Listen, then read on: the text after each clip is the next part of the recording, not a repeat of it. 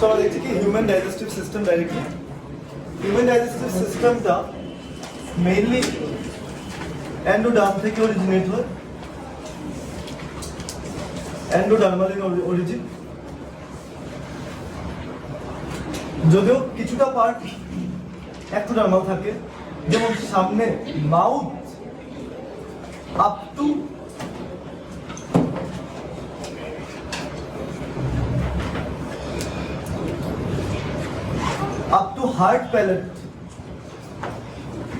Heart palate করে দেখে নেব এই জায়গা মানে মুখের ভিতরটা হার্ট প্যালেট পর্যন্ত এই জায়গাটা এক্টোডার্মাল কি বলছি প্রথমে ফুল ডাইজেস্টিভ সিস্টেমটা এন্ডোডার্মাল কিন্তু মুখের হার্ট প্যালেট অবধি এক্টোডার্মাল আবার anus and rectum anus part আর রেক্টাম পার্ট এটা আবার এক্টোডার্মাল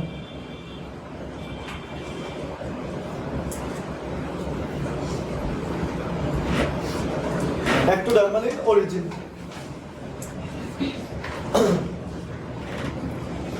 এবার হিউম্যানের বডি প্ল্যানটা ছিল tube within tube body plan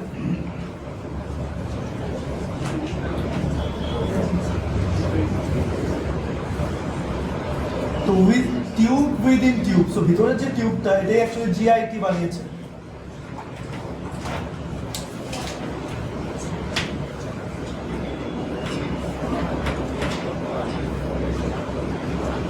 so body plan of humans tube within tube body plan central পার্টটা হচ্ছে মানে ইনার টিউবটা হচ্ছে জিআইটি এই জিআইটি জন্য যে টিউবটা আছে টিউবের একটা opening one of the opening is mouth another opening is Anas আমাদের মধ্যে মাউথের ওপেনিংটা আগে ফর্ম হয় না অ্যানাসের ওপেনিংটা হিউম্যানের মধ্যে অ্যানাসের ওপেনিংটা আগে ফর্ম হয় that's why humans are also called deuterostome তাহলে একটা টার্ম আছে ডিউটেরোস্টোম যেসব অ্যানিমালসগুলোর মধ্যে জিআইটি ফর্ম হওয়ার পরে আগে অ্যানাসটা ফর্ম হয় ওদেরকে বলা হয় ডিউটেরোস্টোম যেসব অ্যানিমালের মধ্যে জিআইটি ফর্ম হওয়ার পরে আগে মাউথ ফর্ম হয় ওদেরকে বলা হয় প্রোটোস্টোম যেসব অ্যানিমালে আগে মাউথ ফর্মেশন হয় ওদেরকে বলা হয় প্রোটোস্টোম যেসব অ্যানিমালে আগে অ্যানাস ফর্ম হয় like in case of humans এগুলো হচ্ছে ডিউটেরোস্টোম এবার এই যে টিউবটা এই টিউবটা আস্তে আস্তে অনেক মডিফাই হতে থাকে টিউবটা একদম সিম্পল টিউব ছিল প্রথমে এবার আস্তে আস্তে টিউবটা মডিফাই হচ্ছে টিউবটা মডিফাই হতে হতে মাঝখানে কিছু জায়গায় আমরা দেখি কি কিছু জায়গায় এরকম ফুলে গেছে যেটা পরে স্টোমাক হবে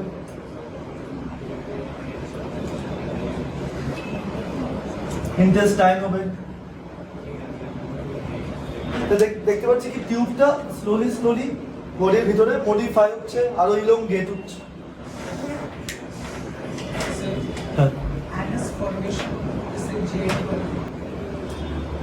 So digestive system, human digestive system पे देखी तो मैं तो মানুষকে আঁকার চেষ্টা করব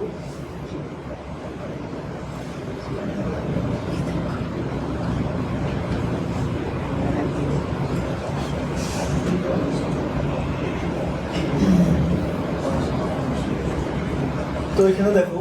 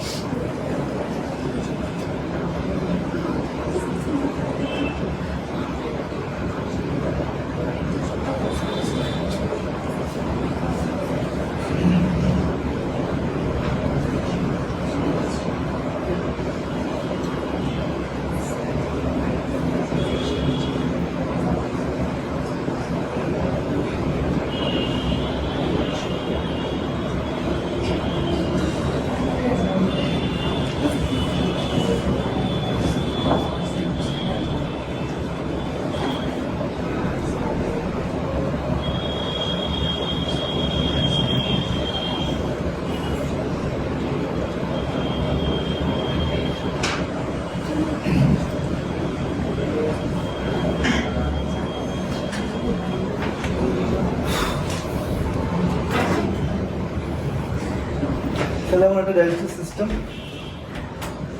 স্টোমাক, ঠিক স্টোমাকের উপরে আছে ডায়াফ্রাম।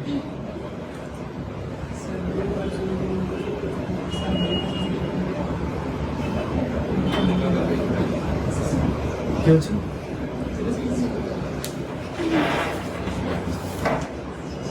কি অসুবিধা? হ্যাঁ, বুকটা ছোট হয়ে গেছে যদিও, একটু বড় দরকার ছিল। চেস্ট ক্যাভিটিটা ঠিক আছে। সো এখানে দেখছি কি এটা হচ্ছে নেজাল ক্যাভিটি। হ্যাঁ, নেজাল ক্যাভিটি রুফটা কে ফর্ম করে? কি বোন? স্ফেনয়েড।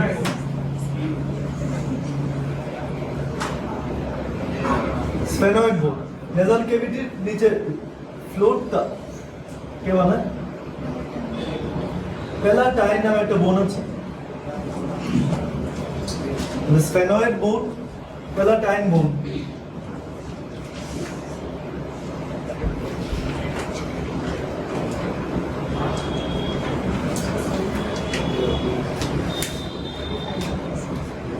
কিন্তু বনি পার্টটা এতটুকু শেষ হয়ে যায়, এরপরের পার্টটা সফট থাকে। তাহলে নেজাল ক্যাভিটি আর এটা হচ্ছে অরাল ক্যাভিটি, বা যেটাকে আমরা বাকাল ক্যাভিটিও বলতে পারি। তো নেজাল ক্যাভিটি অ্যান্ড বাকাল ক্যাভিটির মাঝখানে যে পার্টিশনটা, এটা প্যালাটাইন বোন ফর্ম করে। যতটুকু অব্দি প্যালাটাইন বোন ফর্ম করে, এই জায়গাটাকে আমরা বলি হার্ড প্যালেট। Hard palette. কিন্তু যে জায়গাটায় আর বোন নেই, জাস্ট সফট টিস্যু আছে, তো যে জায়গাটায় জাস্ট কিছু টিস্যু আছে, বোন আর নেই, এই জায়গাটাকে বলা হচ্ছে সফট প্যালেট। এই যে সফট প্যালেটের পার্টটা,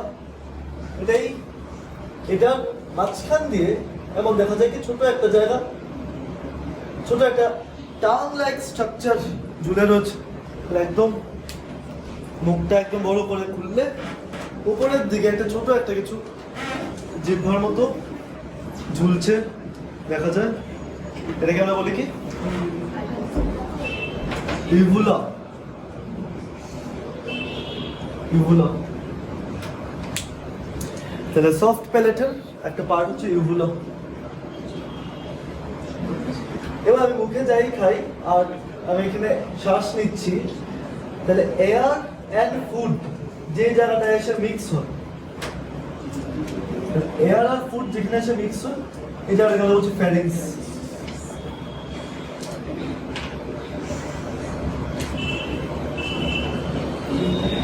দেখতে পাচ্ছ তো এখানে অনেক তীর এসে পড়েছে,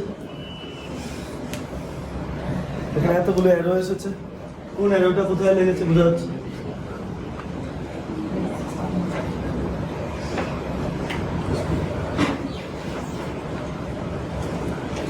না দেখো, একটু সামনে এসে এখানে দাঁড়িয়ে দেখতে পারবো, এখানে এসে দাঁড়িয়ে দেখতে।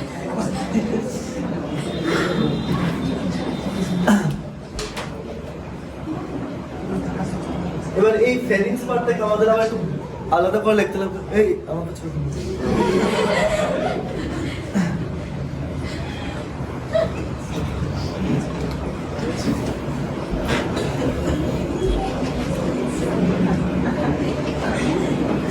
ফেরিংস থেকে আমরা দেখতে পাচ্ছি কি দুইটা রাস্তা যাচ্ছে। ফেরিংস থেকে দুইটা আলাদা আলাদা রাস্তা, একটা লাংসের দিকে, একটা আসল পেটের দিকে, এটা স্টোমাকের দিকে।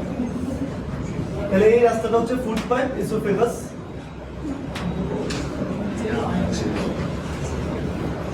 আর আরেকটা রাস্তা হচ্ছে ল্যারিংস, ভোকাল কর্ড যেখানে আছে।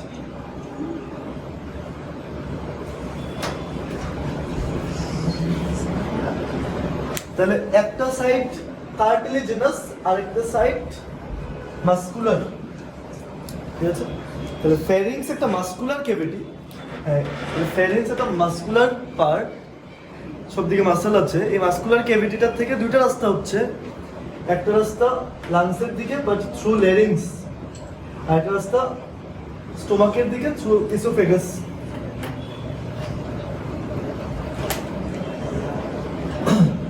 নর্মালি ল্যারিংসের রাস্তাটা বন্ধ থাকে। হ্যাঁ বলুন।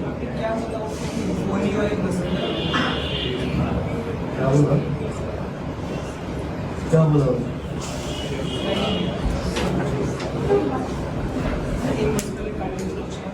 हाँ ये मस्कुलर एक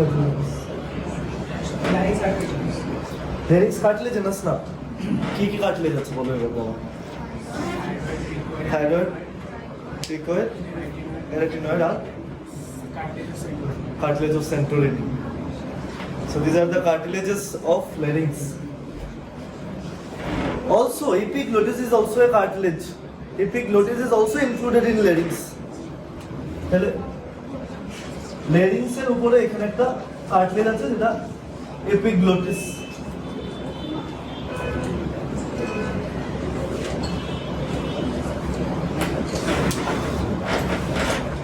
ফেরিংস যেটা ছিল ফেরিংস,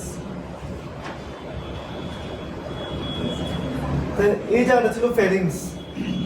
ফেরিংস থেকে দুইটা রাস্তা, একদিকে লাংসের দিকে যেতে পারে আর একদিকে স্টোমাকের দিকে যেতে পারে। স্টোমাকের দিকে যে রাস্তাটা আছে এটা কিছু গ্রুপ, কিছু সার্কুলার মাসল এই রাস্তাটাকে ব্লক করে রেখেছে। মানে অ্যাকচুয়ালি এটা একটা রাবার ব্যান্ডের মতো কাজ করছে। তাহলে থিক সার্কুলার মাসল, এটাকে বলি আমরা কি?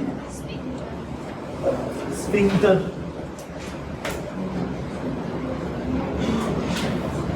তাহলে লাংসে যাওয়ার রাস্তাটাকে আটকাচ্ছে এপিগ্লোটিস আর স্টোমাকে যাওয়ার রাস্তাটাকে ব্লক করে রাখছে স্ফিংক্টার। ঠিক আছে? এই যে ফেরিংস যে পার্টটা আছে, ফেরিংসের উপরের জায়গাটাকে, এরপর নিচের ফেরিংসটাকে আমরা তিনটা পার্টে ডিভাইড করতে পারি। ফেরিংসের যে পার্টটা নেজাল ক্যাভিটির সাথে কন্টিনিউয়াস, এটাকে আমরা বলছি নেজোফেরিংস। তো নেজাল ক্যাভিটির সাথে কন্টিনিউয়াস যে পার্টটা ফেরিংসের, এটা বলা হচ্ছে নেজোফেরিংস। যে পার্টটা এই এসোফেগাসের সাথে কন্টিনিউয়াস, এই পার্টটাকে ওরোফেরিংস বলবো।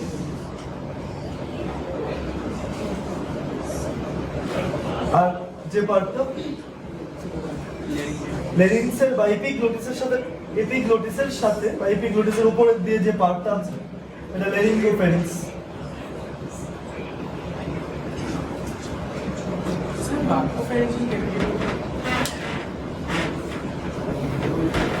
দেখো এটা হচ্ছে বাক্কাল ক্যাভিটি, এটা হচ্ছে ফেরেঞ্জিয়াল ক্যাভিটি। পুরোটাকে যদি নাও, সন্ধি বিচ্ছেদ করেছিলাম আবার লাগিয়ে দিচ্ছি।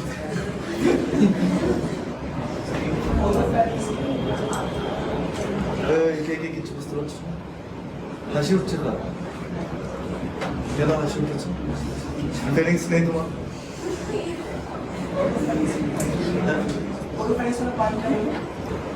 ওরোফেরিংস আমরা কি বলবো? Oropharynx is connected to the esophagus. So from oral cavity to esophagus, the portion is oropharynx. এবার ফেরিংস এর মধ্যে আমরা কি করছি? ফেরিংস এমন একটা জায়গায় দেখতে আমরা শ্বাস নিচ্ছি প্লাস খাচ্ছি। তো এবার ছোটবেলায় কি হয়েছিল? ছোটবেলা আমরা অ্যাকচুয়ালি মাটিটাকে খেয়ে ফেলতাম একদম। যখন ছোট সবাই এমনিতেই যখন ক্রলিং করছে, এই হাতটাই আমার মুখে ঢুকাচ্ছে। তো কি হচ্ছে, অনেক এত কিছু যাই খাচ্ছি, কয়েন টয়েন মুখে দিয়ে দিচ্ছিলে, যা পাচ্ছিলে বলও মুখে দিয়ে দিচ্ছিলে, বল দিচ্ছিল তোমাকে খেলার জন্য, তোমরা খাচ্ছিলে বলটা। তো এই টাইমটাতে এত ইনফেকশন কি হয় মুখে দিয়ে যাওয়ার কথা।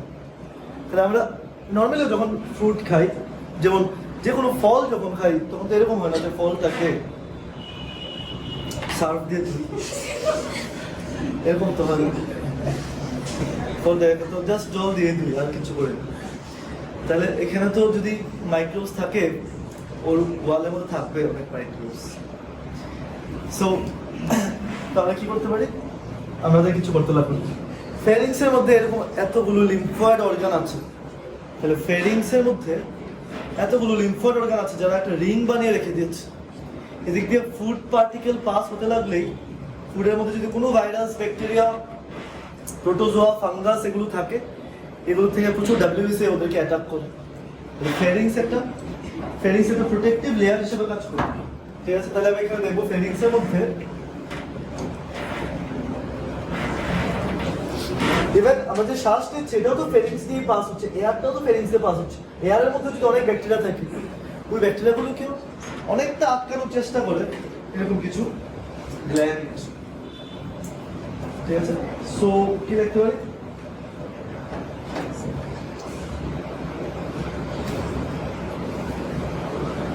Large lymphatic aggregation. Lymph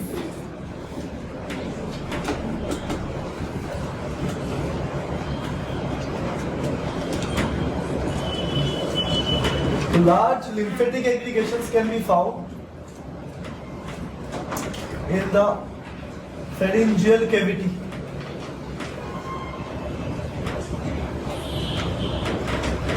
The lymphatic aggregation মানে এখানে কতগুলো লিম্ফোসাইট জমে রয়েছে। দ্যাট মিন্স এখানে প্রচুর ডাব্লিউবিসিস আছে, মোর এন্ড মোর লিম্ফোসাইটস। তাহলে কি দেখতে পাচ্ছি যে ফেরিঞ্জিয়াল ক্যাভিটির মধ্যে অনেকগুলো ডাব্লিউবিসি ছোট ছোট নোট বানিয়ে রেখেছে। এই যে নোটটা একজন সায়েন্টিস্ট প্রথমবার দেখেছিল, আর সায়েন্টিস্টের কাজ হচ্ছে একবার দেখে ফেললেই নিজের নাম দিয়ে দেবে। তাহলে ওয়েলডেয়ার নামে একজন সায়েন্টিস্ট দেখেছে কি যে এই large lymphatic aggregations can be found in the pharyngeal cavity and they are found in the form of a ring. দেখা যাচ্ছে ক্যাভিটির মধ্যে একটা রিং এর মতো বানিয়ে রেখেছে, in the form of a ring. এই যে রিং এর মতো যে কতগুলো ডাব্লিউবিসি এগ্রিগেশন হয়ে রয়েছে, এটাকে বলা হয় ওয়েলডেয়ারস রিং।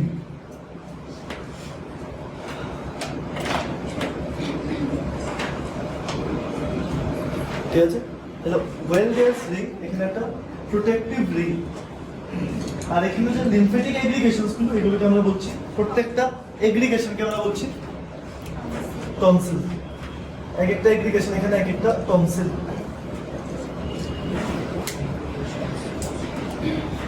ঠিক আছে, তো টনসিলস গুলোর মধ্যে আমরা অনেক বেশি লিম্ফোসাইটস পাই।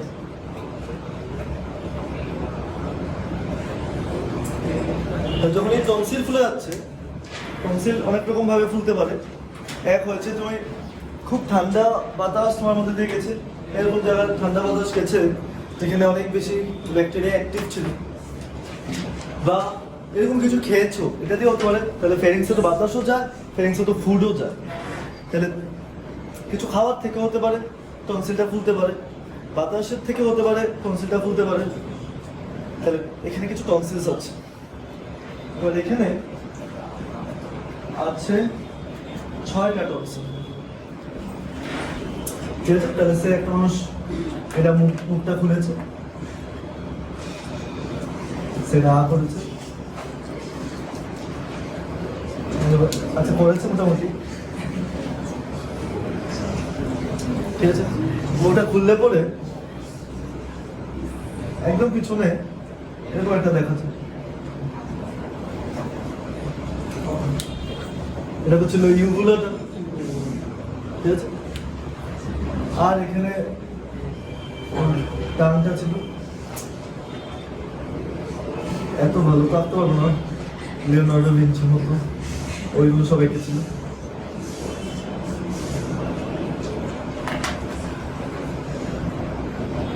টাঙের সার্ফেস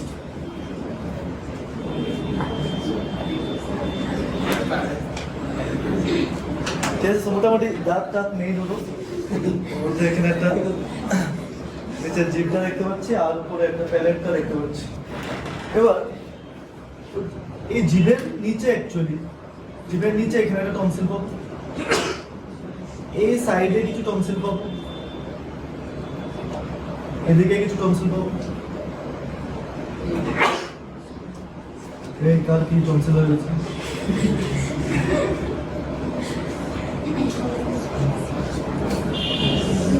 তাহলে দেখো এই যে 6টা টনসিল এখানে আমরা একটা রিং মতো বানিয়েছি। একটা টনসিল এটা অ্যাকচুয়ালি জিভের নিচে, এই টনসিলটা দুই সাইডে বলতে এগুলো এদিকে থাকবে, একটু পিছনের দিকে, ঠিক আছে? এই দুটো টনসিল একটু নেজোফেরিংসের দিকে, আর এটা ফেরিংসের ওয়ালে। জানি কিছু বুঝুনি, তো আমি একটু দেখে নিই আবার।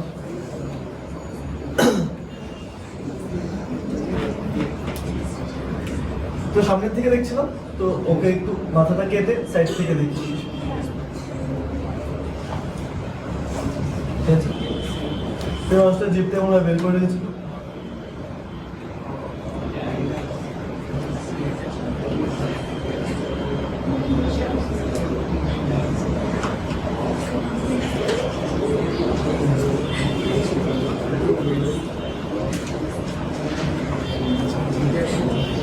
ঠিক আছে, এটার মধ্যে এই জায়গাটা একটা টনসিল, যেটা এখানে জিভের নিচে, ঠিক আছে? এবার সাইড যেহেতু আমি কেটে, এটা তো এমন একটা সেকশন যেখানে সাইডটা কেটে গেছে, ল্যাটারাল সাইডটা কেটে গেছে, মাঝখান দিয়ে দেখছি, তাই এখানে এইগুলো দেখা যাবে না। কিন্তু এদিকে এখানে একটা টনসিল আছে, ওর এই জায়গায় একটা টনসিল আছে। তাহলে দেখো এখানে যে টনসিলটা আছে, নেজোফেরিংসের দিকে একটা টনসিল আছে, মেইনলি এই জায়গায় স্টেশন টিউব আছে।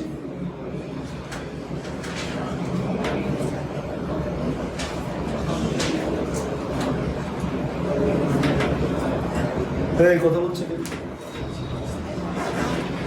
সামনে আসো, যাও এই সাইড থেকে সব সুন্দর সাইড।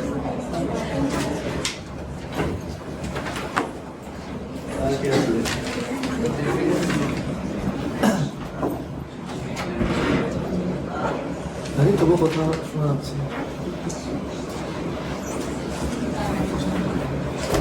আরো সামনে আসো, ওই ওদের বেঞ্চটাতে আসো।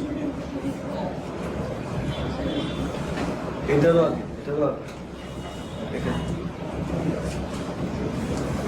আর কে কোথায় যাবে?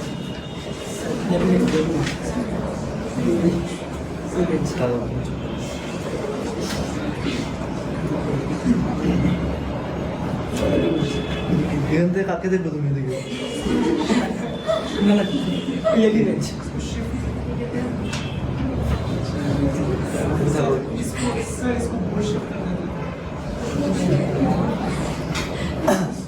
আচ্ছা, সব কি দেখছিলাম এখানে? একটা মানুষের মাথার ভিতরের ফেরিংসের পার্টটা মধ্যে কি দেখছিলাম যে এই যে এটা অ্যাকচুয়ালি ফেরিংসের ওয়ালে, এই যে সাইডের দুইটা, এটা এখানে দেখো কত টনসিলস গুলোর নাম আছে। যেটা ফেরিংসের ওয়ালের মধ্যে যে টনসিলটা, এটাকে ফেরিঞ্জিয়াল টনসিল বলা হচ্ছে। ফেরিঞ্জিয়াল টনসিল ফেরিংসের ওয়ালে যেটা স্টেশন টিউব, আমি এক্ষুনি আসছি স্টেশন টিউবটা কি। স্টেশন টিউবের সাইডে, তো তাহলে আমার স্টেশন টিউব অ্যাকচুয়ালি কানের থেকে, মিডল ইয়ার থেকে আসে। যেহেতু দুইটা কান আছে, দুই দিকে দুইটা স্টেশন টিউব আসছে, প্রত্যেকটা স্টেশন টিউবের সামনে একটা একটা টনসিল আছে। এখানে তো এই সেকশনটাতে একটাই দেখতে পাবো, দুইটা দেখতে পাচ্ছি না। তো এখানে একটা টনসিল, এই টনসিলটাকে আমরা বলছি টিউবাল টনসিল। তো এটাও টিউবাল টনসিল, আমি এখানে টি লিখে দিচ্ছি। আরো দুটো টনসিল আছে যেটা সাইড থেকে, যেখানে স্যালাইভারি গ্ল্যান্ড আছে, তো সাইডে কানের সাইডটা অনেক সময় ফুলে যায়, কানের সাইড দিয়ে। তো এর সাইড থেকে কিছু টনসিল আছে, এই টনসিলস গুলো হচ্ছে প্যালাটাইন টনসিল।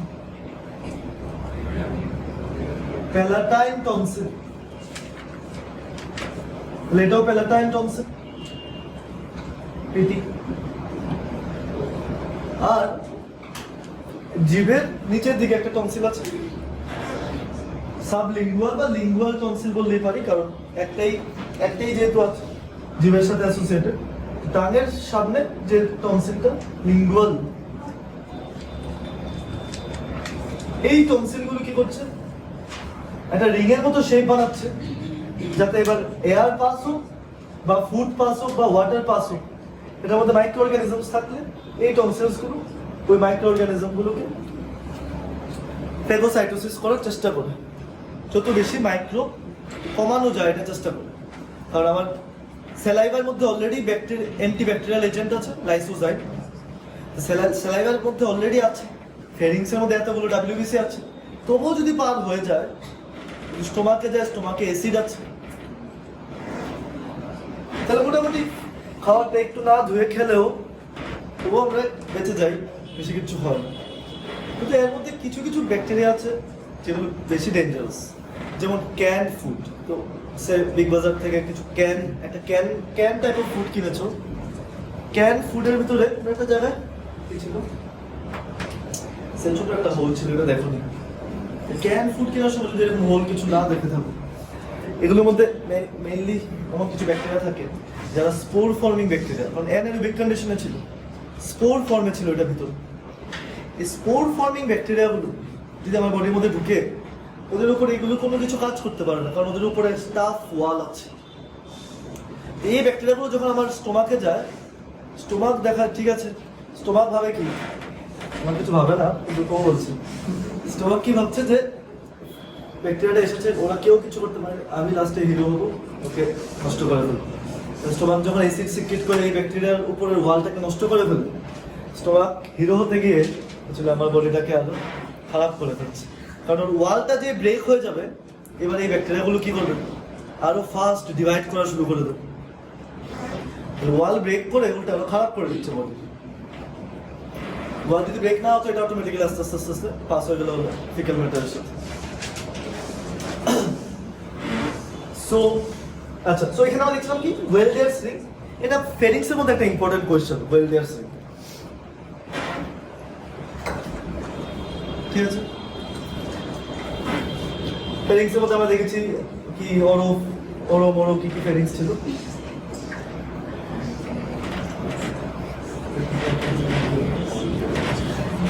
এবার দেখো এই যে কানের থেকে একটা পাইপ কেন আসে, সরাসরি মধ্যে দিক থেকে পাইপ টাইপ এনে লাগিয়ে রাখা হয়েছে, তাহলে এই স্টেশন টিউবটা কানের থেকে কেন, এই নেসোফেরিংস অব্দি এই টিউবটা কেন আসে? তাহলে একটা মানুষের একটু কষ্ট করে একটু কানটা দেখি, কানটা বাইরের থেকে দেখতে যত সোজা, যত ইজিলি মনে হচ্ছে কান মনে দেওয়া যাচ্ছে, ভিতরে এটা এতই কমপ্লিকেটেড।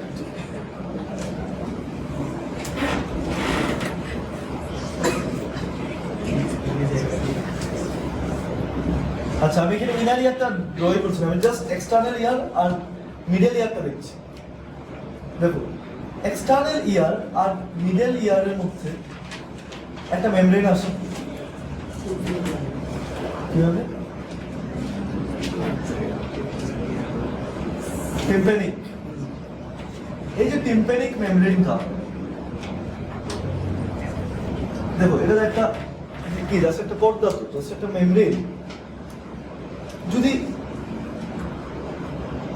যদি এদিকে বেশি প্রেসার থাকে, এদিকে মানে কি, এদিকে প্রেসার মানে কি অ্যাটমসফেরিক প্রেসার বাইরের দিকে, কারণ এদিকে এটা আমার কানের হোলটা আছে, তো এটা অ্যাটমসফেরিক। অ্যাটমসফেরিক প্রেসার যদি বেশি থাকে আর মিডল ইয়ারে যদি প্রেসারটা কম থাকে, অ্যাটমসফেরিক প্রেসার থেকে যদি মিডল ইয়ারের প্রেসারটা কম থাকে, দ্যাট মিন্স কি হাই প্রেসার থেকে লো প্রেসারের দিকে এয়ার ফ্লো করে, তাহলে কানের মধ্যে বেশি বাতাস ফ্লো করতে থাকবে, ওখানে আওয়াজ হতে থাকবে, বাতাস ঢুকছে মনে হচ্ছে, কিন্তু বাতাসটা ঢুকতে পারবে না, মেমব্রেনকে গিয়ে কি করে থাকবে, স্ট্রাইক করতে থাকবে মেমব্রেনকে। মেমব্রেন এবার যদি বেশি বাইরে যদি বেশি প্রেসার হয়, ভিতরে যদি কম প্রেসার হয়, তাহলে মেমব্রেনটা, এই যে জাস্ট মেমব্রেনটা আমি দেখছি, সে এটা বোন পার্টটা, এটা বোন পার্টটা, মাঝখানে মেমব্রেনটা, যদি এদিকে প্রেসার বেশি হয়, এদিকে যদি প্রেসার কম হয়, তাহলে মেমব্রেনটা দেখবো একটু বেঁকিয়ে আছে, এমন হবে মেমব্রেনটা দেখবো ভিতরের দিকে বেঁকিয়ে আছে, আর কনস্ট্যান্টলি এখানে একটা এয়ার ফ্লো করতে গিয়ে এখানে একটা ফোর্স পড়ছে। তাহলে যদি বাইরে প্রেসার বেশি থাকে, ভিতরে যদি প্রেসার কম থাকে, তোমার কানের যে মেমব্রেনটা আছে, টিম্প্যানিক মেমব্রেনটা, এটা ভিতরের দিকে, মানে বাইরে থেকে দেখতে আমার এখানে কি লাগবে, কনকেভ লাগবে, ঠিক আছে?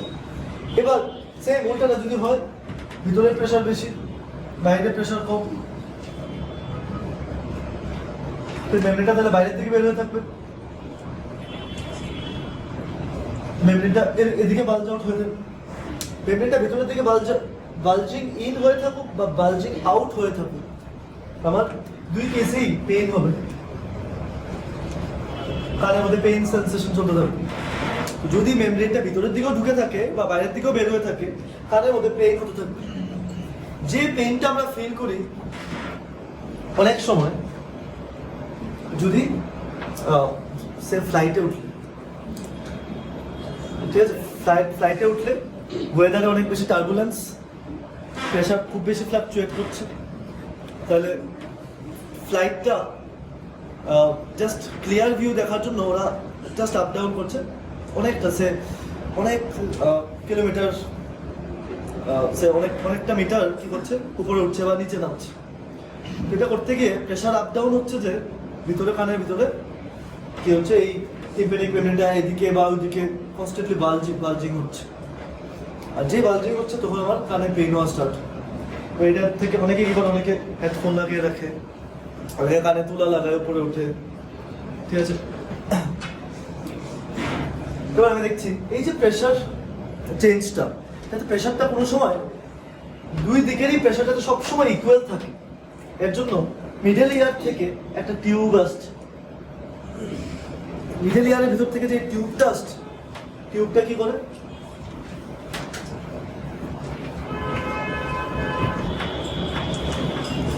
দেখো মিডল ইয়ার থেকে যে টিউবটা আসছে, এই টিউবটা যদি এসে আমার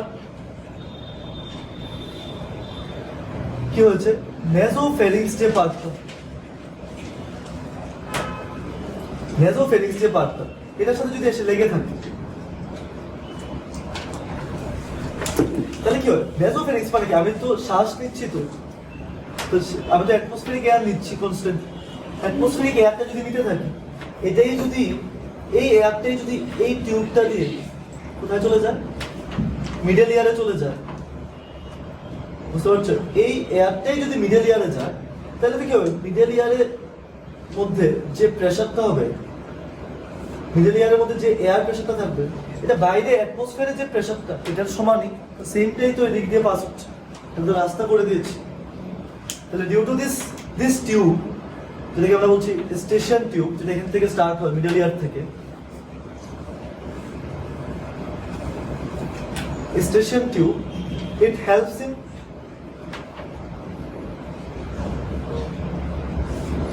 equalizing pressure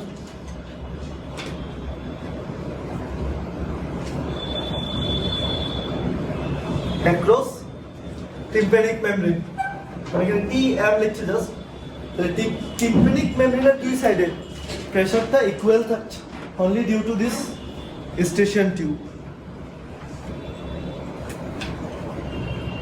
তাহলে কানের মধ্যে পেইন হবে কেন, সব সময় যদি এটা ইকুয়ালি থাকে, তাহলে তো পেইন হওয়ার কোনো রাস্তাই নেই, ঠিক আছে না? তাহলে তো আমার ফ্লাইটের মধ্যে গেলেও উপরে আপ ডাউন করলেও পেইন হওয়ার রাস্তা নেই। বা ডিপ সি ডাইভিং, যদি বেশি উপরে উঠো বা বেশি নিচে যাও সমুদ্রের নিচে, তাহলেও ওইখানেও পেইন হবে।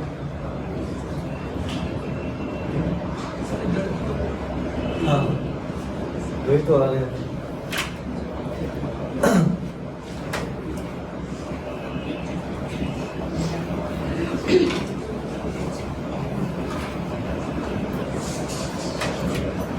তাহলে কি হয় দেখো, এবার ধরো তোমার 2 দিন আগে প্রচন্ড সর্দি হয়েছে,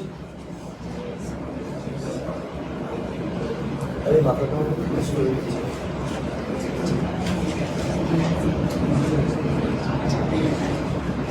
এই কি হয়েছিল তোমার, সর্দি হয়েছে,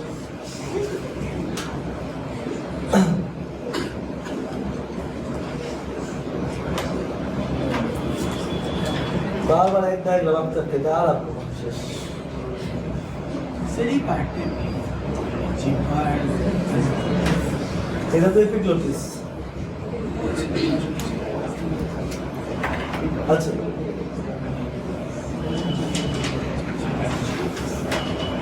চুলটা স্টাইল করে দিচ্ছে।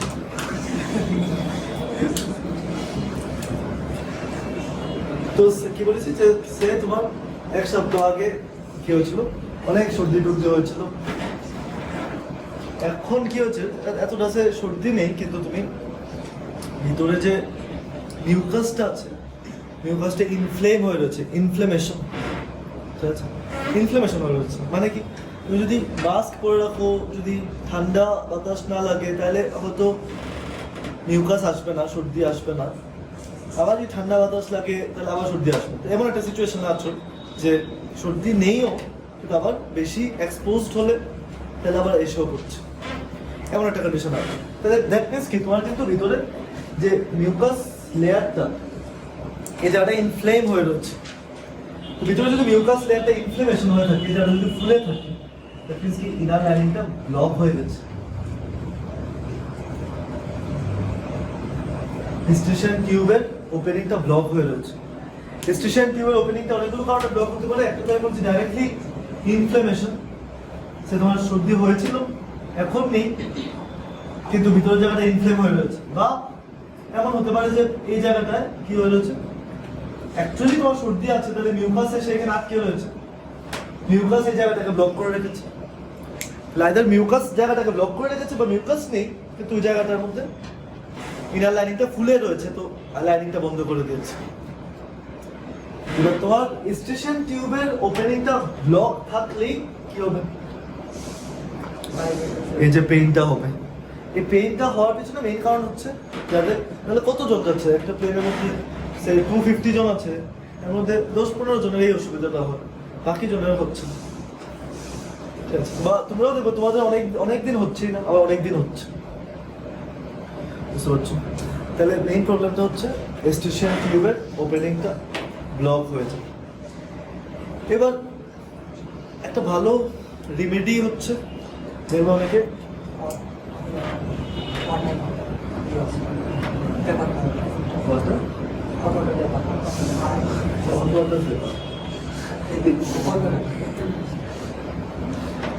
সবচেয়ে ভালো একটা উপায় হচ্ছে যে যদি কেউ কোনো একটা চিউইং গাম নিতে থাকে, তো যদি চিউইং গাম কি করতে পারে, যখনই সারাক্ষণ চিবাচ্ছে, কনস্ট্যান্টলি চিউইং কি করছে, ওই যে জায়গাটার মধ্যে মাসেলসগুলোর মধ্যে একটা স্ট্রেস পড়ছে কনস্ট্যান্টলি। তো কনস্ট্যান্ট চিউইং এর মধ্যে থাকলে ওই যে ছোট ছোট টিউবগুলো, এগুলো যদি ব্লক হয়েও থাকে ইনফ্লেমেশনের কারণে, একটু করে খুলছে, বারবার ডিউরিং চিউইং একটু করে খুলতে থাকলে বাইরের প্রেশারটা, মানে আমি যে শ্বাসটা নিচ্ছি, যে প্রেশারটা, ভিতরের প্রেশারটা আস্তে আস্তে ইকুয়ালাইজ হয়ে যাচ্ছে। চিউইং গাম একটা রিমেডি হতে পারে।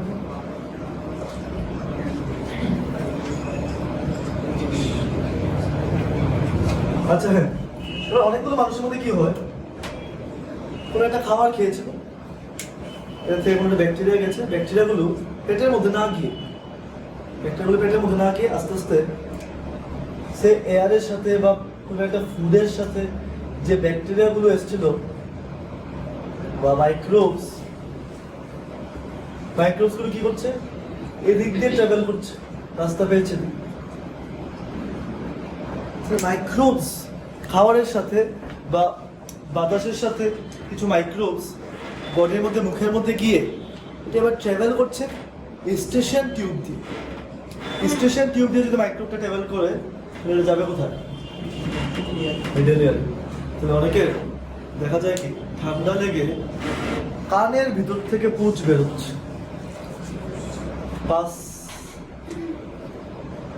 কানের ভিতর থেকে পাস বেরোচ্ছে, এরকম টাইপের ইনফেকশন হয়েছে।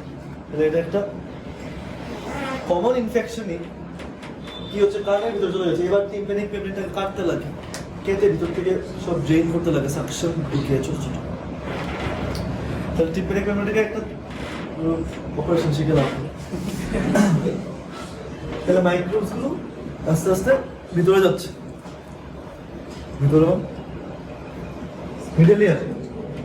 মিডল ইয়ারে গিয়ে ওরা এবার ওইখানে একটা তাণ্ডব করবে। এই ইনফেকশনটাকে, মিডল ইয়ার ইনফেকশনটাকে আমরা বলি ওটাইটিস মিডিয়া।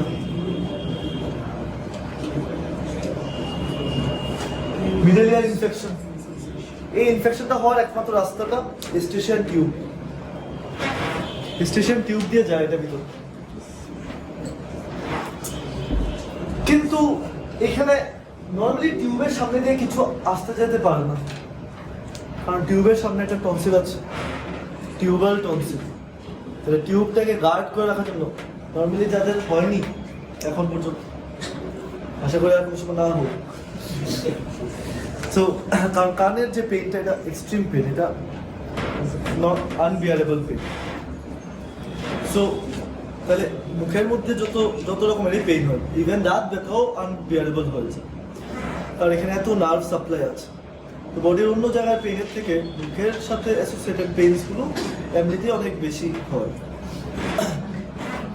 আচ্ছা হ্যাঁ, তো কি বলছিলাম যে টিউবাল টনসিল আমাদের বডির মধ্যে এই স্টেশন টিউবের ওপেনিংটাকে গার্ড দিয়ে রাখে, যাতে এদিকে নর্মালি ব্যাকটেরিয়া পাস না করতে পারে নর্মালি। কিন্তু যদি বেশি এমন কিছু ফুড নিয়ে নেবো বা এমন জায়গায় গেছো সে জিবির সামনে গিয়ে আরামসে শ্বাস নিচ্ছ, তাহলে তো ওই সব জায়গাগুলো তো একটু রিস্কি জায়গা। অনেকে দেখে আবার ILS এর সামনে ঘুরতে যায়, ঘুরতে গিয়ে আবার দুদিন পরে ইনফেকশন নিয়ে আসে। তো এইসব জায়গাগুলোতে গেলে ফেস মাস্ক না পরলে অনেক রকম ইনফেকশন হওয়ার চান্স আছে।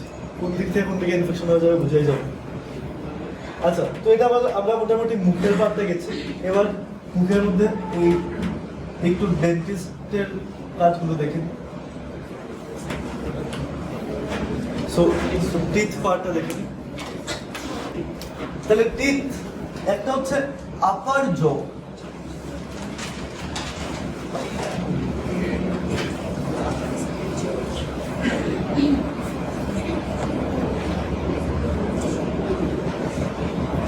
এটা লিপের মতো লাগছে, তো ধরে নাও এটা জ।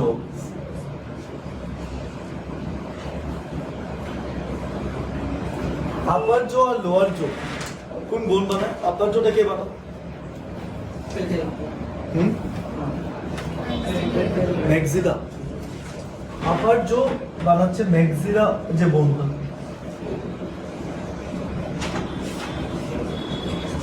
আর লোয়ার জ ম্যান্ডিবল।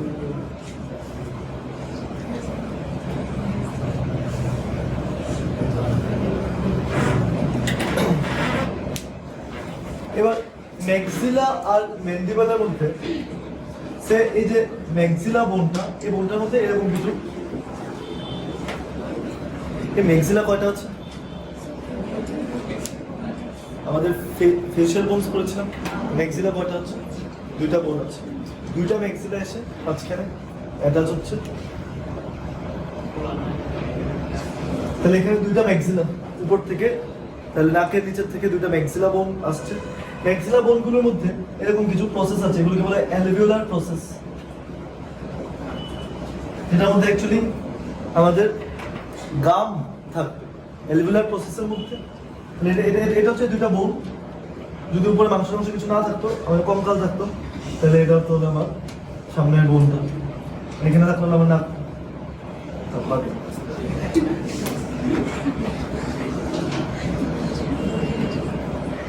তো এই যে অ্যালভিওলার প্রসেস, এগুলোর মধ্যে এই অ্যালভিওলার প্রসেসের মধ্যে থাকবে গাম। গামকে বলা হয় জিনজিভি।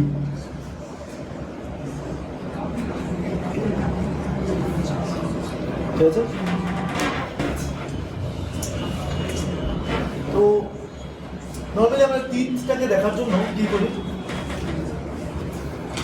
অরেল ক্যাভিটি মানে সে আপার জো আর লোয়ার জো, এটাকে আমরা একটা হাফে ডিভাইড করে দিই। সে লেফট হাফ আর এদিকে রাইট হাফ।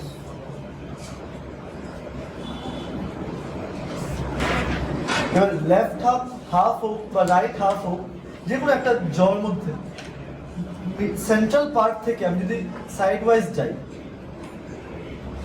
আচ্ছা আমি তো একটা হাফ দিচ্ছি, সে লেফট হাফটা দেখি, তাহলে যখন দুটা জ বোন নিলাম,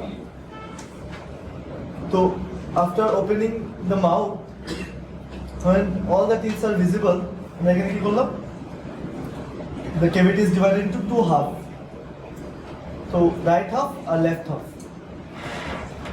এবার at each half, if we move from center to periphery, center থেকে periphery মধ্যে গেলে তখন আমি দেখব কেমন টাইপের টিথ আছে।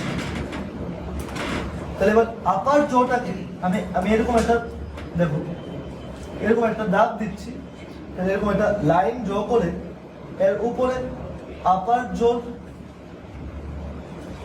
টিথগুলো লিখবো from centre to periphery. Same ভাবে লোয়ার জোর কেসেও লিখবো সেন্টার টু পেরিফেরি। এই জিনিসটা লিখলে পরে যেটা আসবে এটা আমার ডেন্টাল ফর্মুলা।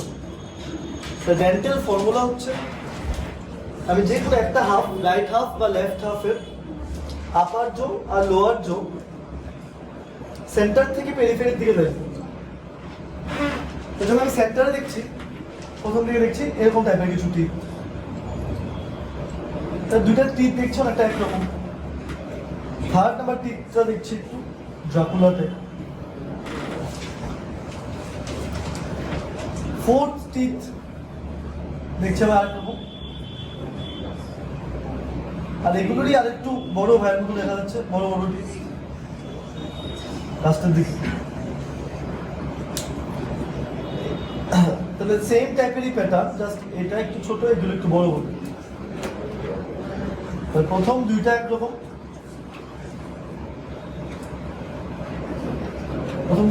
এরপরে একটা আবার আরেক রকম, এরপরে দুইটা আবার আরেক রকম, এরপরে তিনটা আবার আরেক রকম। সো প্রথম দুইটা যেটা, এটাকে আমরা বলছি ইনসিজার, এরপর ক্যানাইন, এরপর প্রি মোলার, এরপর মোলার।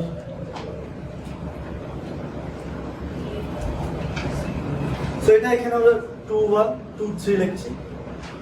তো 2 1 2 3 বাই 2 1 2 3 এটাকে আমরা বলছি ডেন্টাল ফর্মুলা।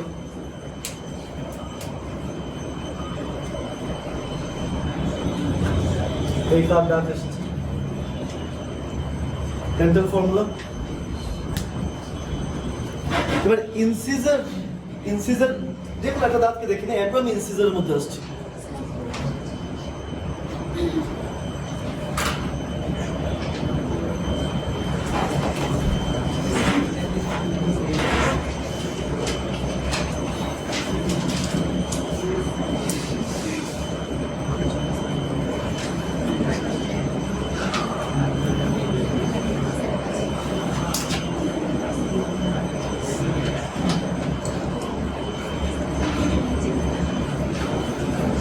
ঠিক আছে, ডাকবেন।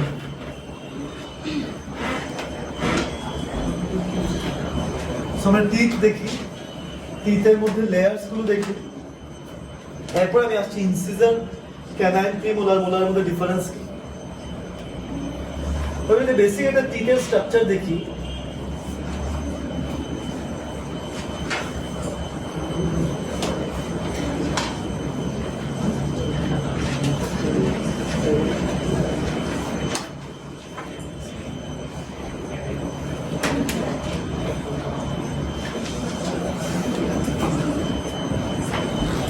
দেখতে পাচ্ছ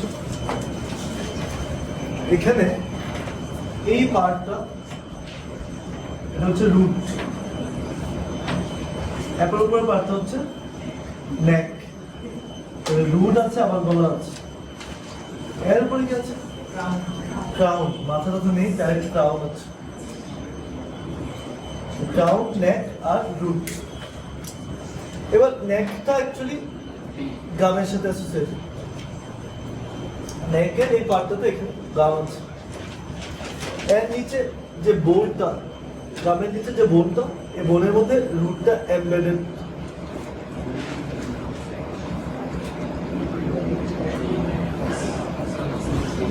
তাহলে রুটটা এমন ভাবে এমবেডেড একটা সকেটের মধ্যে।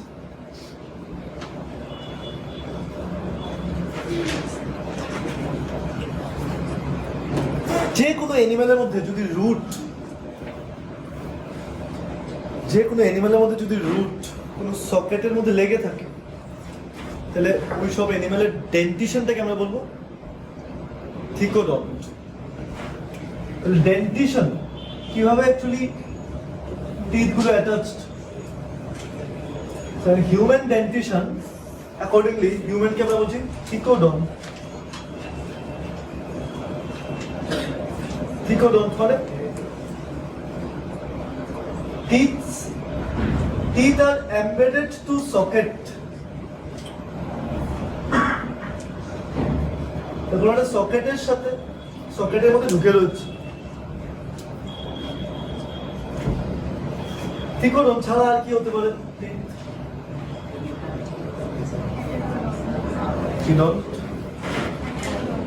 মাছের দাঁত দেখেছো? মাছ খাও তো, মাছের মাথা খাও তো, মাথা খেতে গিয়ে মাছের জিভ দেখেছো? জিভও খেয়ে ফেলেছো। দাঁত দেখেছো? আচ্ছা দাঁত দেখুন।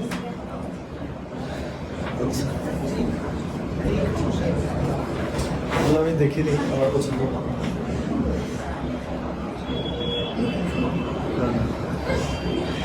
ছোট ছোট কিছু দাঁত আছে একদম। সো আমি যদি ফিশের টিথ গুলো দেখি, ফিশের টিথ গুলোকে আমরা বলবো কি?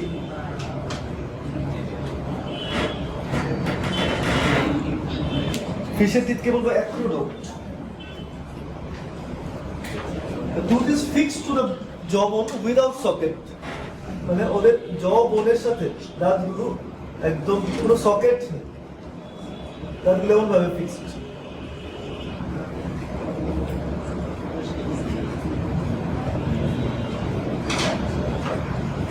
বুঝতে পারছো? এগুলো ছোট ছোট ছোট দাঁত, সব দেখতে একরকম, খুব সুন্দর দাঁত ওদের। যখনই ফিশ হাসি দেয়,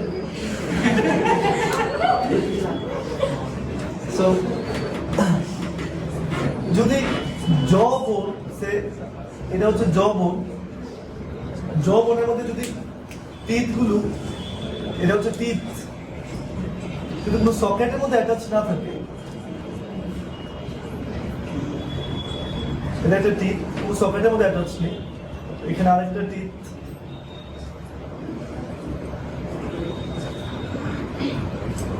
ঠিক আছে, তাহলে এমন টাইপের ডেন্টিশনকে আমরা বলি অ্যাক্রোডন্ট।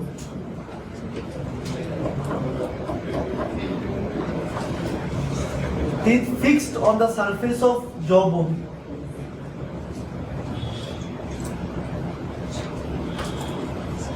ঠিক আছে, সো জবনের সারফেসে ফিক্সড। এবার যদি তুমি কোনো লিজার্ডকে দেখো, ওকে যদি হাসি দিতে দেখো, ঠিক আছে, এরকম একটা র্যাপটাইল, সাপ, একটা লিজার্ড, এগুলোকে যদি দেখো, তখন দেখবে কি ওদের জবনটা সামনের দিকে, দাঁতটা একটু ভিতরের দিকে। দেখবে এখানে কি এটা যদি জবন হয়, দাঁতটা এখানে। হিউম্যানের কেসে কি, হিউম্যানের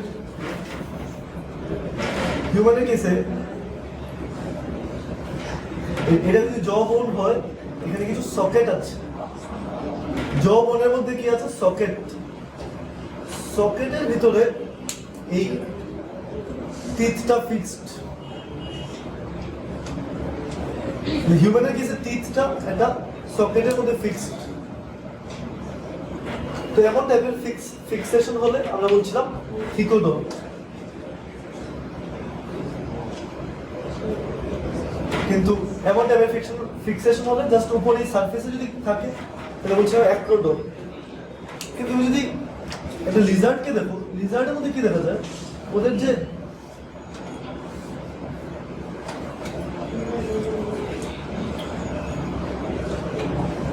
সেটা ওদের জবনটা আমি ক্রস সেকশন করে দেখছি। লিজার্ডের জবনের মধ্যে দাঁতগুলো দেখা যায় কি এই সাইডে কানেক্ট, এমন ভাবে কানেক্ট, মানে কি সামনের দিকটায় দাঁত পাবো না, সামনের দিকটায় আমরা জবনটাই পাবো।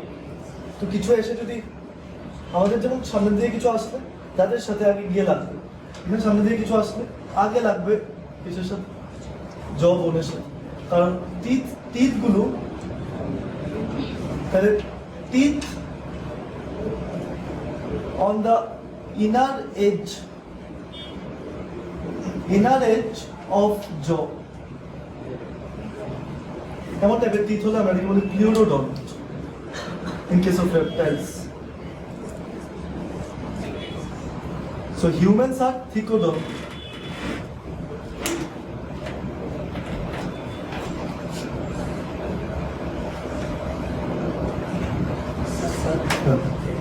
এই রেখে এটা দেখুন এটা পড়ে যাবে ঠিক আছে আর একটু পড়ে এটা দেখতে গেলে আজকে আর কিছু লাগবে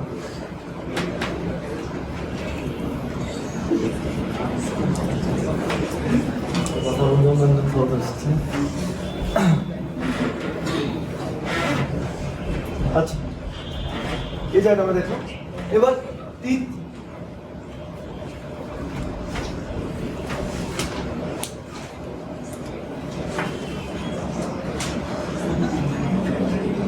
টিথের আউটারমোস্ট লাইনিংটা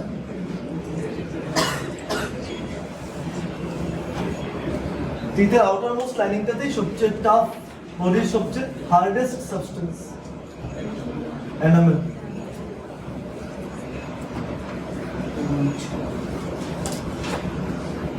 টিথের আউটারমোস্ট লেয়ার সবচেয়ে হার্ডেস্ট এরপর ভিতর দিকে একটা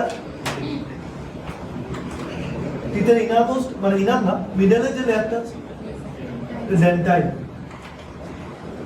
now dentine is supplied by nerves ডেন্টাইলের মধ্যে অনেক এরকম নার্ভ সাপ্লাই আছে তো কাউ যদি কোনো সময় কিছু খেতে গিয়ে দাঁত ভেঙে থাকে তারপরে পুরো ভেঙে যায়নি একটু টুকরা সেট ভেঙে গেছে ওই জায়গাটা প্রচন্ড সেন্সিটিভ থাকে না একটু ঠান্ডা জল খেতে পারবে না একটু গরম কিছু খেতে পারবে তাহলে দাঁতের মধ্যে যে সেন্সিটিভিটিটা প্রচন্ড বেড়ে যায় এটা হচ্ছে এনামেল যদি একটু থিন হয়ে যায় তাহলে সেন্সিটিভিটি বেড়ে যায় এনামেল কাউর কোনো একটা টিতে যদি এনামেলটা অনেকটা থিন হয়ে যায় মানে ডেন্টাইনের মধ্যে আমি কি বলছি ডেন্টাইনের মধ্যে অনেক নার্ভ এন্ডিং আছে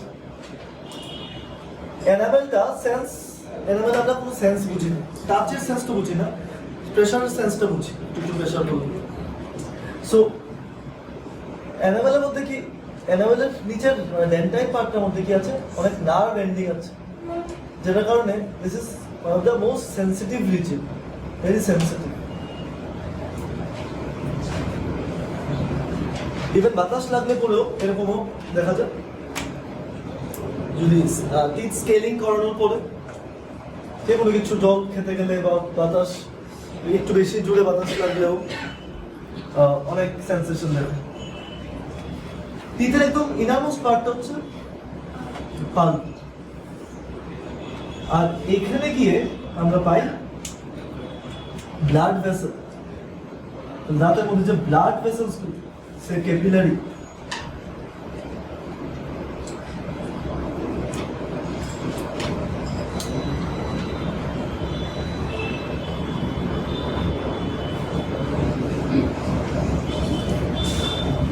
The pulp contains capillary, artery, vein, capillary, blood vessels. দাঁত ভেঙে রক্ত আসছে মানে কি অবভিয়াসলি তোমার এনামেলও ব্রেক হয়েছে ডেন্টাইনও ব্রেক হয়েছে শুধু শুধু যদি এনামেল ব্রেক হয় কাউ রক্ত আসবে না ডেন্টাইনটা এক্সপোজ থাকবে ডেন্টাইন ব্রেক হলে পরে গিয়ে রক্ত আসবে আর পাল্পের ভিতরে আছে ব্লাড ভেসেলস ঠিক আছে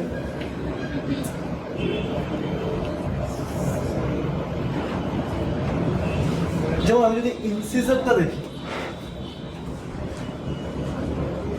ইনসিজারটাকে যদি দেখি এই দাঁতটা এরকম দেখতে ঠিকই কিন্তু তুমি যদি এটাকে সাইড থেকে দেখো সাইড ভিউ তখন দেখবে কি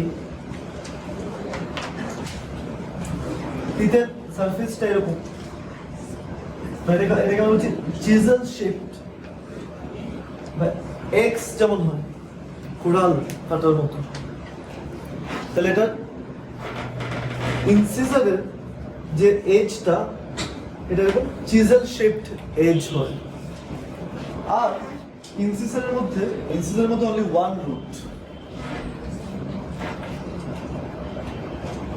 তাহলে ইনসিজারটা এরকম হবে না ইনসিজারটা এরকম, ইনসিজারের chisel shaped edge, but incisor has only one root.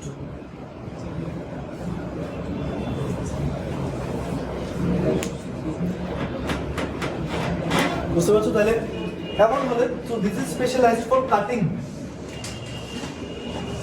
sharp cutting.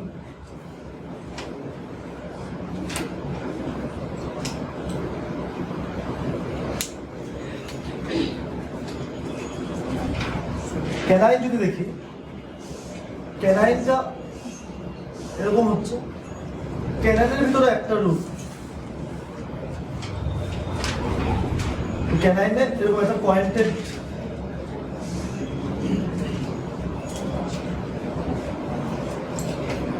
Pointed edge, আর এখানে single root. So canine is specialized for tearing, mainly tearing of flesh.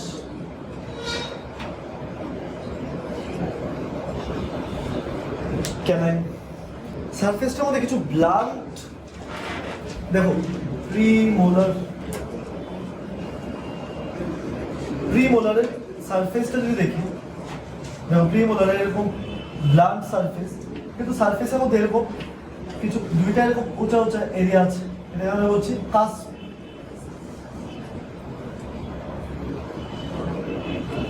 Two cusp, তাহলে প্রিমোলারের সারফেসের মধ্যে এরকম দুইটা কাস্প আছে দাঁতের উপরে সারফেসটা, আর mostly they are having two root.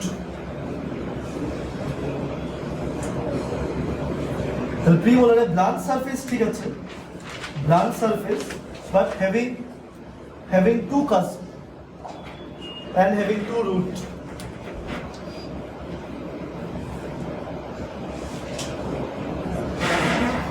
ওর কাজ কি হবে? গ্রাইন্ডিং বা ক্রাশিং অফ ফুড। এবার ক্রাস্ট ফুডটাকে একদম ফাইনাল গ্রাইন্ডিং করতে হেল্প করবে মোলার। তাহলে মোলার টিথগুলোকে দেখি, মোলার টিথগুলোর মধ্যে মিনিমাম 3 and more কাস্প লোপার সারফেসে, এরকম 3টা বা 3টার বেশি, 3 or more cusp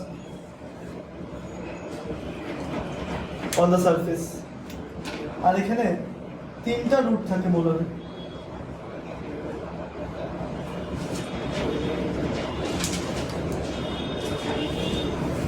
Three root, blunt surface with 3 or more cusp. মোলারের কাজ হচ্ছে গ্রাইন্ডিং,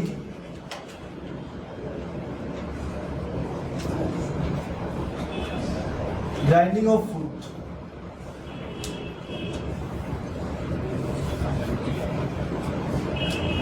এর মধ্যে দেখা যায় কি একটা বাচ্চার কেসে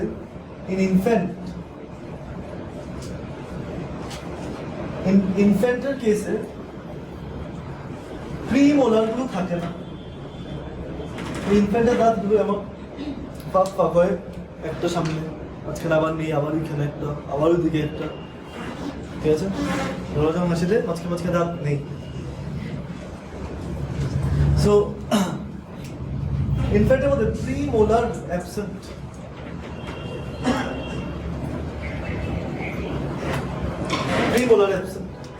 আর থার্ড মোলার তো অ্যাবসেন্ট থাকবেই। থার্ড মোলার তো হয়তো তোমাদেরও অনেকের নেই, আর থার্ড মোলার এবার আমারও ওঠেনি। 28 ইয়ার্স এরপরে গিয়ে থার্ড মোলার উঠতে থাকে, এটাকে উইজডম টিথ বলো। তাহলে থার্ড মোলার আর প্রিমোলার অ্যাবসেন্ট থাকে। তো ইনফ্যান্টের মধ্যে যদি আমি ডেন্টাল ফর্মুলাটা দেখি, ইনসিজার আছে 2টা, ক্যানাইন আছে একটা, এবার প্রিমোলার নেই, আর মোলারে তো একটা নেই। ইনফ্যান্টের ডেন্টাল ফর্মুলা 2102।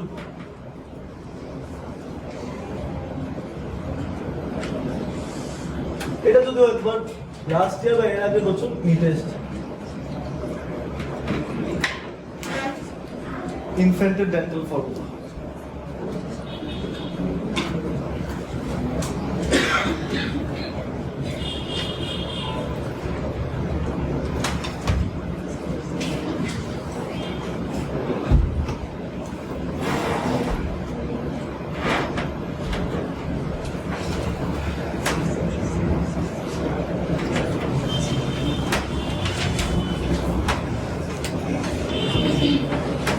আর দাঁত তোমরা এত চুপ দেখে ফেলেছি, একটা ডেন্টিস্ট 5 বছর ধরে কি করবে, একদিনই যদি সব শেষ হয়ে যায়।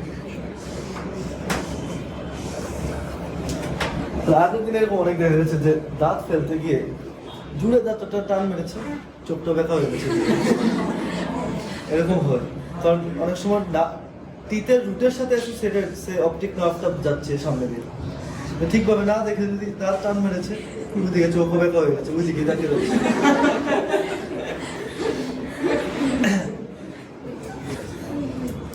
So it's time proper study দরকার পড়ছে। না তো আগে আরে দাঁত ফালা নেই, টেনে টুনে অনেকেই ফেলে দিত।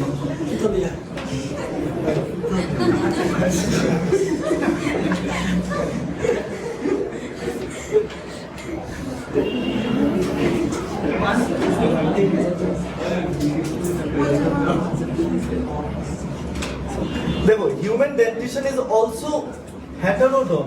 হিউম্যান ডেন্টিশন যেমন আমরা বলেছি থিকোডন, সেমভাবে human dentition is also heterodont, মানে ডিফারেন্ট টাইপস অফ টিথ, একরকম টাইপের টিথ। কিন্তু মাছের দাঁতগুলো যে কথা বলছিলাম একটু আগে, সবগুলো একরকম টাইপের টিথ, তাহলে একদম সিমেট্রিক্যাল হাসি হবে, ঠিক আছে? সবগুলো সেম টাইপের টিথ হবে। যেসব অ্যানিমালের মধ্যে ডিফারেন্ট টাইপস অফ টিথ থাকে, কাউয়ের মধ্যেও ডিফারেন্ট টাইপস অফ টিথ আছে।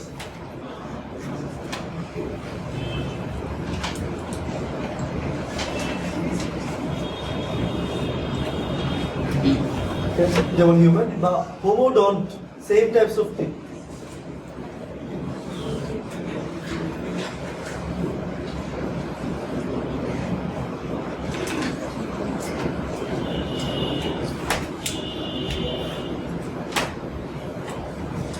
এছাড়া human dentition is also called, হ্যাঁ একটা সেট একবার পরে গিয়ে আবার উঠে, ডাইফায়োডন্ট, দুইবার।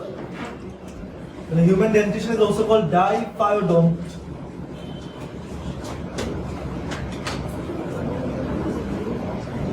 Because there are two sets of teeth.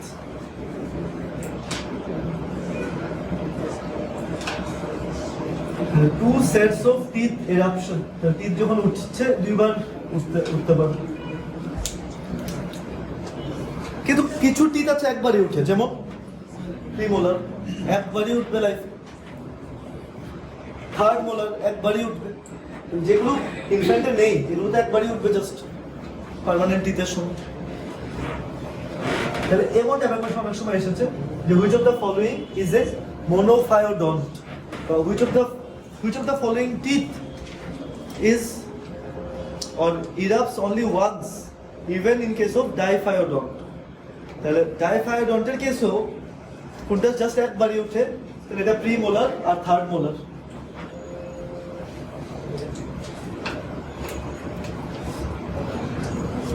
তো প্রথম টিথটাকে আমরা বলছি কি ডিসিডিয়াস।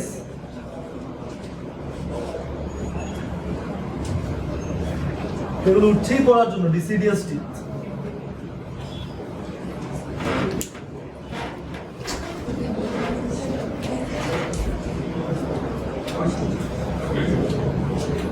So incisor, canine are molar 1 and 2.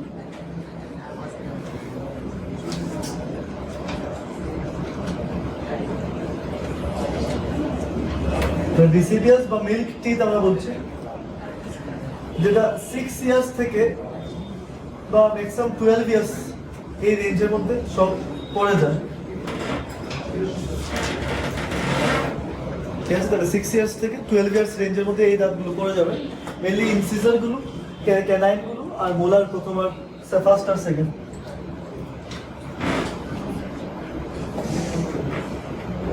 এবার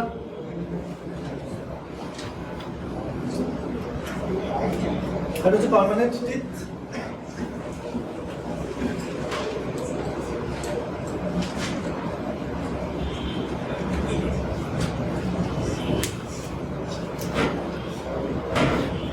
ছাড়া টিথের মধ্যে দেখো দাঁতের মধ্যে যে সেলস গুলো যেগুলো আছে, দাঁতের মধ্যে সেল আছে। সো এই যে টিথটা আমরা যেটা দেখছিলাম, এই টিথটার মধ্যে কি দেখা যায়, টিথের যে রুটটা যখন বোনের সাথে অ্যাটাচ হতে যায়, বোনের মধ্যে এরকম একটা কোলাজেনাস লেয়ার আছে। তাহলে বুঝো বোনের মধ্যে একটা এরকম কোলাজেনাস লেয়ার আছে। এই কোলাজেনাস লেয়ারটার সাথে root attach.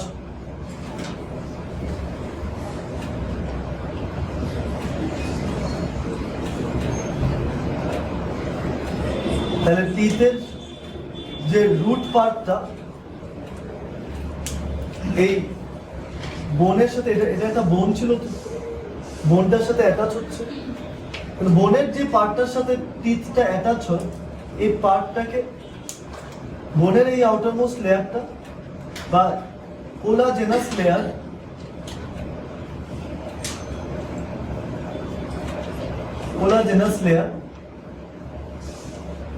to which roots are attached. তো টিথের রুট গুলো যে কোলাজেনাস লেয়ারটার সাথে অ্যাটাচ থাকে, এই লেয়ারটাকে বলা হচ্ছে পেরিওডন্টাল লিগামেন্ট।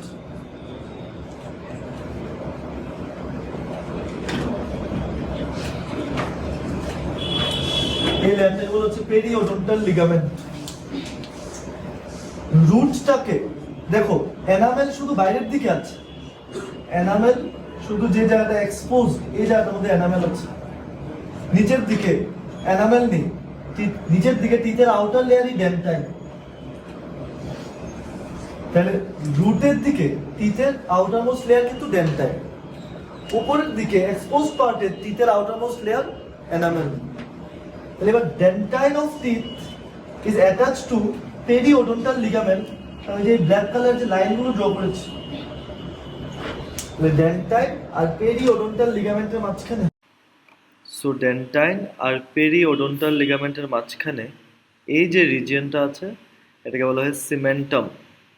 তো সিমেন্টাম একটা সলিড সাবস্টেন্স, আর এই ডেন্টাইন যে লেয়ারটা, এই লেয়ারটাকে তৈরি করে এই ওডোন্টোব্লাস্ট নামে কিছু সেল। তো এই সেলসগুলো ডেন্টাইন লেয়ারটাকে বানাতে হেল্প করে। হোয়ারেস টিথের সবচেয়ে টাফেস্ট লেয়ার মানে এনামেল, এটাকে বানাতে হেল্প করে এই এমিলোব্লাস্ট সেলসগুলো। খুব ইম্পর্টেন্ট সেলস এগুলো। এই এনামেলের মধ্যে যদি আমরা ইনঅর্গ্যানিক সল্টের কম্পোজিশন দেখি, তাহলে দেখবো যে এনামেলে অলমোস্ট 96% এনামেলই ইনঅর্গ্যানিক সল্টস দিয়ে তৈরি। হোয়ারেস ডেন্টাইনে অ্যারাউন্ড 67% হচ্ছে ইনঅর্গ্যানিক সল্ট। ইনঅর্গ্যানিক সল্টসগুলো মেনলি ক্যালসিয়াম, ম্যাগনেসিয়াম, সোডিয়াম নাহলে পটাশিয়ামের ফসফেট না হলে কার্বনেট। তাহলে ক্যালসিয়াম ফসফেট বা ক্যালসিয়াম কার্বনেট বা ম্যাগনেসিয়াম ফসফেট বা ম্যাগনেসিয়াম কার্বনেট এরকম টাইপের হয়। আর একটা ফ্যাক্ট হিসেবে এটা জেনে রাখতে পারো, যেমন এলিফ্যান্ট, সো এলিফ্যান্টের যে টিথ, যে দুটো টিথ বের হয়ে থাকে, এগুলোকে আমরা টাস্ক বলি। এলিফ্যান্টের tusk actually modified incisor, incisor টিথেরই মডিফিকেশন। হোয়ারেজ আরেকটা ফ্যাক্ট হচ্ছে যে ফ্রকের যে আপার জ আছে, এটার মধ্যে শুধু দাঁত থাকে, লোয়ার জতে কোনো টিথ থাকে না। সো ফ্রকের শুধু আপার জতে টিথ, লোয়ার জতে নো টিথ।